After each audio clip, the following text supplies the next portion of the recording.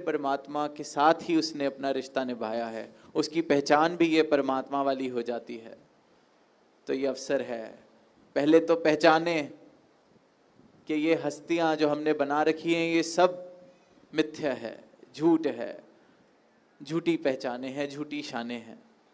जहाँ ये छोड़ने को तैयार इंसान हो जाता है, वहाँ फिर जिस विराट का जिक्र हुआ, विराट भी वहीं दिखता है, विराट भी वहीं मिलता है। और फिर ये बूंद सागर में मिल सकती है, क्योंकि सागर को देख लेती है तो उसको पता चल जाता है इसमें मिलना ही मेरी मंजिल है। और इसमें मिलके, इस एक में खो के हर एक इंसान खुद परमात्मा बनने की क्षमता रखता है। तभी वो पंक्तियां भी हैं कि अहम ब्रह्मास्मि, कि मैं खुद ही ब्रह्म हूँ। पर ये बोध है, ये सिर्फ उद्घोषणा नहीं है, ये सिर्फ कोई नारा नहीं है, ये बोध की बात है, एहसास की बात है। ये जीवन ऐसा हो जाए, ब्रह्म ज्ञान जीवन में इस प्रकार आ जाए कि इन पहचानों से ऊपर उठ जाएं। सिंधी, मराठी, गुजराती, ये वैर, कई बार हमें लगता है हम तो प्रेम कर रहे हैं, पर बड़े बड़े एक सूक्ष्म रूप में ही ये बात आ जाती है कि हमारी बोली तो उस बोली से बेहतर है। ये भी अहंकार है, अपनी पहचान को सामने वाले से ऊपर बताने वाली बात। मेरी बोली उनसे ज़्यादा अच्छी, मेरी संस्कृति उनसे ज़्यादा पुरानी,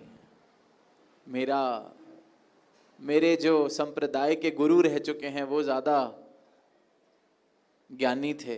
इन बातों के अहंकार इंसान करने लगता है। तो ये अहंकार जब छूटते हैं तभी निरंकार मिल सकता है। और इन अहंकारों से निजात पाने का एकमात्र तरीका है ये ब्रह्म ज्ञान, क्योंकि इस ब्रह्म ज्ञान के द्वारा मुझे अपनी सही पहचान मिलती है। अपनी सही पहचान मिलती है तो ये जो झूठी पहचाने हैं जिनके कारण मैं अहंकार करता हूँ, उनसे मेरा नाता टूटता है। और वो नाता टूटते ही सारी दीवारें जो इस अज्ञानता के आधार पर खड़ी हैं सब ढह जाती हैं।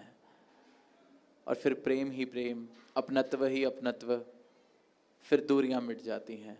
फिर सही मायने में इंसान इंसान बनता है। और सही मायनों में जो इंसान बनता है उसी के पास अवसर है, उसी के पास ये मौका है, उसी के पास ये क्षमता है कि वो फिर इस परमात्मा के साथ एकमिक हो सके। तो दातार से यही अरदास कि ये एक सुंदर रूप तो सजा, सत्संग में भी सब आए, ब्रह्म ज्ञान भी जीवन में मिला है, पर ये ब्रह्म ज्ञान का एहसास वाक्य ही मूल रूप से ये क्या है, ये बोध कभी जीवन से ना चला जाए। ये बोध सबके जीवन में आए।